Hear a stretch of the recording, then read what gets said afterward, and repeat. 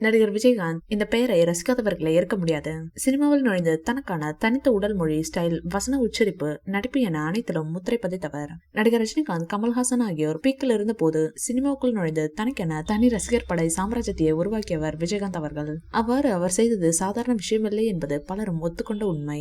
தொடர்ந்து சிகிச்சை பெற்று வந்த அவர் அரசியலில் இருந்து ஒதுங்கி முழு ஓய்வு பெற்றார். பிறகு உடல்நலக் குறைவால் மருத்துவமனையில் அனுமதிக்கப்பட்டிருந்த அவர் கடந்த வருடம் உயிரிழந்தார். இதற்கிடையே விஜயகாந்தின் மகன்களில் ஒருவரான விஜய் பிரபாகரனுக்கு சில வருடங்களுக்கு முன்பு திருமண நிச்சயதார்த்தமும் நடந்தது. ஆனால் திருமணம் நடக்கவில்லை. நடிகர் விஜயகாந்தின் உடல்நிலை தொடர்ந்து மோசமானதால் தான் அவரது திருமணம் நடக்கவில்லை என்று கூறப்பட்டது. இந்த சூழலில் விஜய் பிரபாகரன் திருமணம் எப்போது நடக்கும் என்று தகவல் வெளியாகி இருக்கிறது. அதன்படி நடிகர் விஜயகாந்தின் முதலாம் ஆண்டு நினைவு தினம் முடிந்த பிறகு பிரபாகரனின் திருமணம் நடக்கும் என்று கூறப்படுகிறது.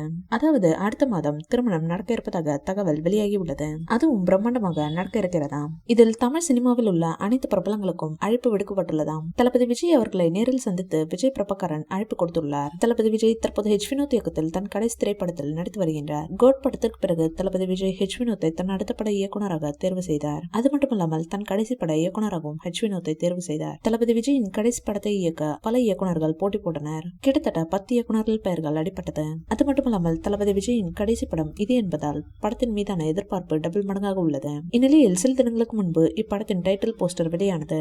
இப்படத்திற்கு ஜனநாயகன் என பெயர் வைக்கப்பட்டுள்ளது. பலரும் தளபதி விஜயின் கடைசி படத்திற்கு அவரின் முதல் பட பெயரான நாளைய தீர்ப்பு தான் டைட்டிலாக இருக்கும் என கூறினார்கள். ஆனால் இப்படத்திற்கு ஜனநாயகன் என பெயர் வைத்துள்ளார் ஹெச் வினோத். இந்த வீடியோ பிடிச்சிருந்தா லைக் பண்ணுங்க, ஷேர் பண்ணுங்க. மேலும் விஜய் சார் பற்றிய தகவல்களுக்கு எங்க சேனலை சப்ஸ்கிரைப் பண்ணுங்க.